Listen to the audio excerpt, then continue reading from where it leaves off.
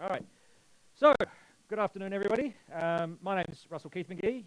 For those who have heard of me before, it's probably because of my work on the Django project. I'm a 10-year veteran of the Django core team. I was president of the Django Software Foundation from 2011 to 2015. So, as you can imagine, I have a slightly vested interest in Python and Django and their continued success as a platform. Over recent years, the requirements of my day job have meant that I've had to pick up a bunch of technologies that aren't Python and Django, which has provided for me the motivation to work on Beware. Beware is a collection of tools and libraries for expanding the reach of Python for developing software, both developer tools but also libraries to enable Python development on new platforms. So what I'm going to talk about today is an overview of where Django has come from, where we are, and where we're going. Does Django and Python have any future in this brave new world? Or are we all eventually doomed to become JavaScript programmers? In this talk, I'm going to be discussing some fairly high-level concepts, but also looking at a couple of ways those high-level concepts can be addressed using Django and Python. In some cases, I'll be talking about tools that I'm actually using in production. In other cases, they're entirely experimental or speculative. So, to cast things off, cast your minds back to 2005, those halcyon days when Django was first released. What did the web look like back then? Well, most websites were still fairly simple affairs. You put a URL into an address bar of your browser, you hit load, and you got a page back. You click on a link, you get a page back.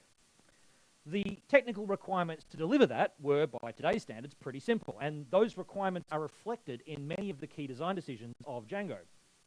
You have a models.py file that defines your data model, connected to a SQL database. You have a views.py file describing each view, each URL that you actually want to be able to expose.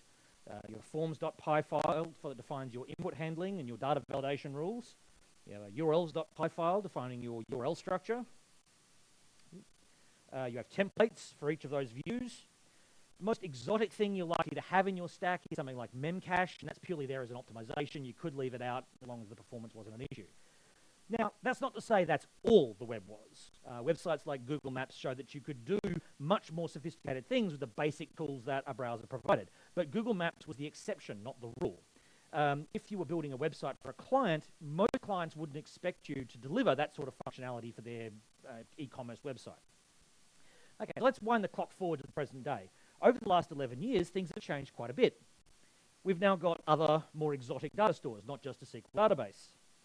The user expectations of web interfaces have changed. Users now want a rich client. That means we've got some non-trivial amount of logic on the client side, some of which will be duplicating logic that's on the server. There's pressure to expose an API so that third parties can use for integration, and that exposes even more potential for duplication of logic. And this is all still assuming that you're using the classic web to deliver your content. Increasingly, users are demanding native apps to consume online content. This puts even more pressure on websites to have good APIs, because that's the only way a native app can interact with your service. Users also want live updates, so we need to introduce a real-time channel running in parallel to the main server. So our beautiful Django architecture from 2005 is now starting to burst at the seams with all sorts of potential duplication. This changing set of requirements is the reason why we've seen, or at least in my opinion, is the reason why we've seen such a growth in JavaScript frameworks over the last 10 years. Initially, it was just simple things like jQuery. Now we've got React and Angular and Ember, dozens of others. Each of these frameworks is essentially a response to the increased complexity that users are demanding from client-side user interfaces. But unless you're going to throw away the server-side code and replace it with Node.js, adding a client-side JavaScript framework into the mix doesn't fix any of the underlying architectural problems with your website. If anything, it makes it worse, because now you have a complex client-side code base and a complex server-side code base. It might make the client-side code base a little bit easier to manage, but it's still a duplicated code base. This is effectively the driving force behind the approach known as isomorphic JavaScript development. Isomorphic JavaScript is the idea that in order to avoid the duplication of logic client-side, you use the same code on both the client and the server. And because the client-side only has one implementation option, JavaScript, this means the push has been to take the client logic and migrate it back to the server. Now, of course, this is simple if you're using JavaScript on the server, but it doesn't help if your server is Django. There are integration libraries that will help you in this situation. React, Ember, Angular all have various Django or Python support libraries. However, these libraries do generally one of two things. They either duplicate the rendering logic So you end up with a server-side Python implementation of parts of React or Ember, or they run as a web service. So you'll have on your server, when it wants to render a page, you'll have a second web server that's running, that isn't exposed to the outside world. Your Python web server calls the JavaScript web server to get a rendered version of the content, which it ships back and then ships out to the end user. Yes, it works, but it's not exactly what you describe efficient or elegant. If you want to expand your isomorphism to include things like validation rules or model logic, it gets even harder. And I don't know that I've seen any particularly good options here. So let's back up a little bit, though. Why is isomorphic JavaScript being proposed at all? Is it about JavaScript, or is it about isomorphism? Are these approaches being proposed because of some inherent superiority of JavaScript as a language? Well, some people certainly think so because they've rebranded isomorphic JavaScript as universal JavaScript, but I would certainly challenge that claim. To my mind, the only significant advantage that JavaScript has is that it is available natively in the browser. And if that's not the very definition of if all you have is a hammer, everything looks like a nail, then I don't know what is. Don't get me wrong, being native in the browser is a big advantage for web apps. But remember, we're not just looking at the web anymore. We're also looking at mobile apps and other platforms. And you can't use JavaScript to write native mobile apps, at least not completely natively. You're going to have to look at some sort of tooling if you want to reuse that JavaScript code on your mobile phone app. So can we do isomorphic development, but without the JavaScript part? Can we take a Python everywhere approach and find some way to bridge the one place that Python isn't available, in the browser? Okay, so let's analyze our actual requirements here. Ignoring the implementation concerns for a moment, what does our modern web development environment actually look like? Once we've got that sorted, maybe we can look at what we actually need to do here and evaluate whether JavaScript really is the best approach. We have a server. On that server is the canonical version of the data we are storing. We need a way to expose and manipulate that data. And we need to be able to deliver data to the client. The client has to be able to request a page of content, receive an initial rendered version of that content possibly, and then respond to user inputs, potentially modifying server state. This means we need to have something between the browser and the server coordinating that interaction. Those modifications will need to be validated server-side, but the same validation needs to happen client-side as well.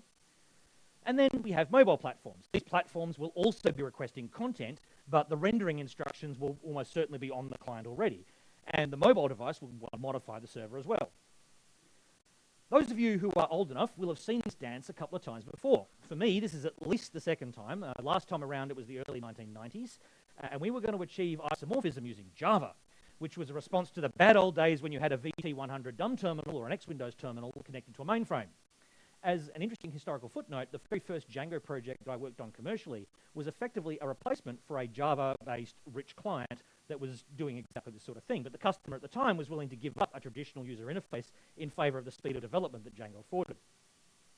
The good news is that because we've been here before, we can learn from design patterns that worked the last time around. And what design pattern worked really well?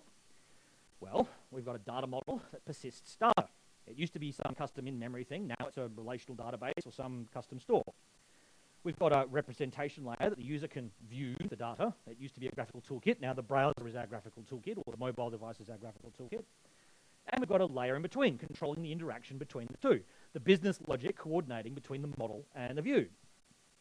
That's right. 10 years after Django's entered the world saying that we were an MTV framework, we're right back where we started with model view controller. So, how does this change our Django project? Well, the first thing you need to do is make sure that you have a clean separation between each layer. The easiest way to ensure this is to adopt API-first development and use that API effectively as the controller. Previously, we would have used views with forms to manipulate server state. Now, my argument would be that you need to effectively jettison the entire Django Forms framework and do everything through an API. If you want to submit a form, by all means, use input type equals text in the browser to render it. But it should be submitted through an API endpoint, not by posting multi-part form content to a traditional Django view. This also has a number of consequences. Firstly, it means our project becomes a lot easier to test. Your testing service is your API, not multiple possible views, each with its own interface to the user model. Secondly, it means you elevate integration to a first-class use case. You want to make sure your public API is rich and has feature parity with your web API. Force the web user interface to do everything through your API. Lastly, it means the user interface layer becomes simpler. Views are now literally the process of describing what URLs your site will have and how to render content onto those pages. But It's not quite as simple as just dropping Django REST framework into your Django project. Your server connection can be unreliable. If you have to contact the server to do validation, your user experience is going to be awful if you're on a high latency connection. And you won't be able to use your app at all when you're offline. Or, for example, just off the top of my head, if you live in Western Australia. Don't know why I thought of that one. So how do you deal with this problem? Well, at the very least, you're going to need to be able to replicate part of the controller on the client side. This means probably the validation logic and possibly a version of the models as well. But this then raises one fundamental problem we can't avoid. We need to be able to replicate all or some of the controller logic on the client side. And if we're planning to use Python on the server side, then that means we're going to need a way to get Python running in the client. So what options do we have? Well, here's 3 to start off with. Python and Sculpt are both implementations of Python written in JavaScript, full parsers, compilers, interpreters. PyPy.js is also an implementation of Python in the browser, but it gets there through a slightly different route. It uses a tool called Inscription. Inscription is a backend for a C compiler that outputs to a restricted subset of JavaScript called asm.js. PyPy.js is PyPy, the jittered, fast, optimized Python interpreter, compiled to JavaScript. Python and Sculpt both shake out to about 500 kilobytes of JavaScript once they've been minified. PyPy.js used to be about 20 megabytes. I think it's down to about 10 or 15 now. But all 3 of them allow you to use Python in the browser and access the DOM as if it was a native set of APIs. So you can have your snippet of HTML on a page with an input and a button and a script tag describing how you want to respond. But instead of the script being JavaScript or text/JavaScript, it's text/Python. And to be clear, this isn't something like CoffeeScript. This isn't a Python-like language that's being interpreted into JavaScript. It is Python. It has all the semantics of Python as it runs. Does this work? Well, yeah. If you go to the Python or Sculpt homepage right now, you can see examples of sites that are written completely in Python. In the case of Sculpt, they even give you a REPL to play around with. But there's 2 significant problems with this approach. The first you'll notice if you try Python right now. Before any of the Python on the code will execute, you have to deliver the entire 500 kilobyte payload to interpret the Python. Back home in Perth, that delay is noticeable. On a mobile, it's definitely noticeable. In a room like this, with a room full of geeks all hitting conference Wi-Fi simultaneously, well, you know how that story goes. And it's even worse for PyPy.js because it's not a 500 kilobyte payload, it's a 15 megabyte payload. There's also some inefficiency here. What you end up with is a full Python interpreter. That includes a full Python parser and compiler, which is something you have to do if you're going to ship Python source code to the browser. But again, let's go back and analyze our requirements. Do we actually need a full Python interpreter in the browser? Do we actually need to be able to parse, compile, and run Python code? No, we just need to be able to run Python code. So why not ship a runnable version of that code? When you execute Python myscripts.py, the Python compiler does a couple of things. First, it parses the code into an abstract syntax tree, or AST.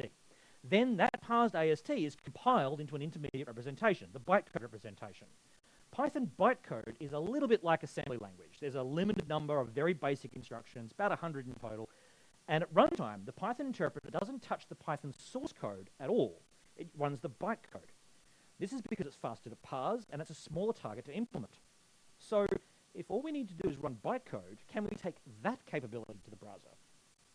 The answer is yes, and that's what Bataglia is. Bataglia is a JavaScript implementation of the Python virtual machine. And because it doesn't need to carry around the full weight of a compiler and a parser, it weighs in at a little over 10 kilobytes once it's been compressed and minified. Now, that doesn't sound like much, but also it doesn't need to do much.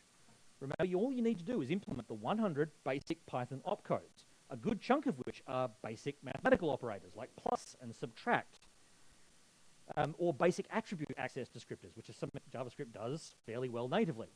And you can run any Python code you want.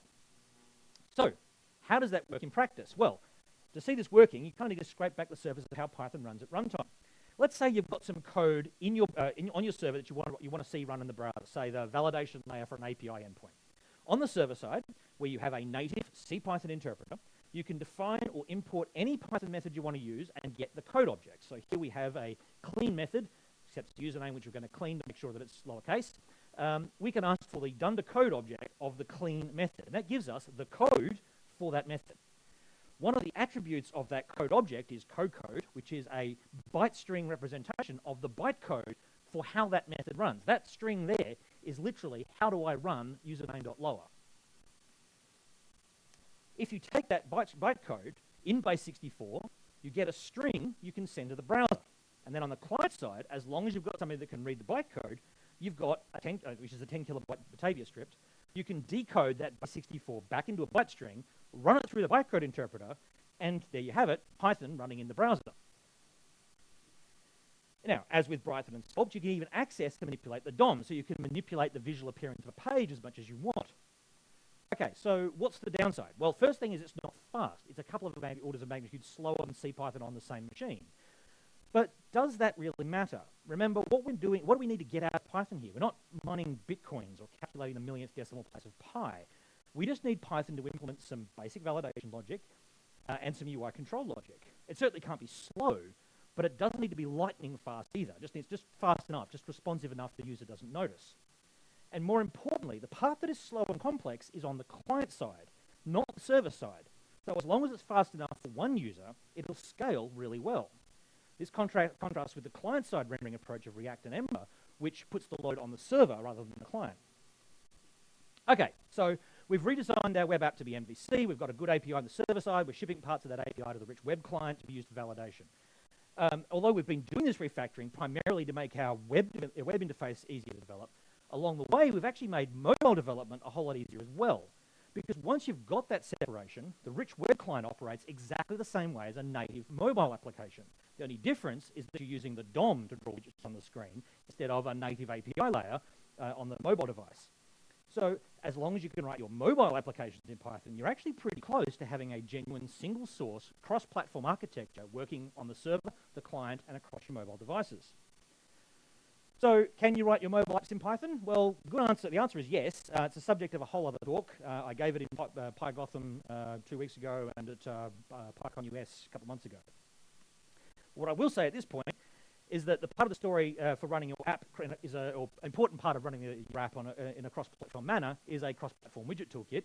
Toolkit I've been working on is something called Toga. It uses native widgets under the hood, but it provides a common API for interacting with them, which means that on each platform you get a completely native experience. Buttons look and behave as if they would if you were writing them as a completely native app. And if you've been paying attention or taking the same drugs that I do, there's an interesting opportunity here. Toga is essentially an abstract language for describing how a user interface should be laid out with an abstracted relationship to a remote data store. If you squint enough, that's essentially the same thing we're trying to do with rich web clients. So would it be possible to write a Toga backend that targets the native web as a platform? Well, again, yes, it is, because I've done it. That URL is a deployed Django website with a rich client user interface. The user space code for that is 100% Python. It's about 35, 40 lines of code. All linked to off that demo site if you want to see the actual code. Continuing the everything old is new again theme of this talk, we've seen this before. What I've just described is essentially what the Google Web Toolkit, or GWT, was about 10 years ago. A set of tools for defining web user interfaces using metaphors that were familiar to people building desktop application interfaces. Where GWT failed is that it didn't have a really good link over to the server side. Plus, it was also written in Java, so there was a whole lot of boilerplate baggage you had to carry just to sort of get anything done. Is it worth revisiting this approach? I think it's got some serious potential. It's not there by a long shot, but I think it's got potential. To my mind, what Django gives us, and apologies for my Icelandic here, is a Gis Byrjun, a good beginning. We have a fantastic set of tools at our disposal for handling the basic plumbing of the web. The big challenge now is to build the next layer, the tools that make building a modern web application as simple as it was to build the simple web app in 2005. Let's be clear, all of this is possible right now. Any number of people in this room are building responsive web apps with APIs, live streams, all that fruit. I'm not saying it isn't possible. What I'm saying is that unless it is easy, unless it is the recommended solution, and more importantly, the obvious solution, these approaches won't get used. Django, and more broadly, Python, will be overlooked in favor of other language options. The challenge we face as a community is to make sure that doesn't happen. Building a wiki or a web poll in 15 minutes is no longer a technical challenge. Building a mobile-enabled chat app in 15 minutes is the challenge. And for me, success will be when the Django Girls tutorial isn't a blog, but a live chat website. And while that might seem optimistic, I don't think we're actually that far away from it being possible. So, if you're interested in anything that I've spoken about here today, you can go to the pyb.org website. It has links off to Bataglia and Toga, Rubicon, a bunch of other tools that are all related to this. I'm also looking for benefactors to help me develop this work a little bit more. I'm currently slightly fun employed and looking for anyone who has a motivated interest in seeing Python as a continuing development platform. I'm also here till the very, very bitter end of the sprint, and anybody who does, as I said yesterday, gets a shiny little challenge coin, thanks to MaxCDN. So if you want to come along to the sprint and help make some of this vision a reality, please come along, and all contributions are welcome, and we have an open offer to mentor anybody who wants to get involved. So at that point, I think we have a couple of minutes for questions. So, no, we don't?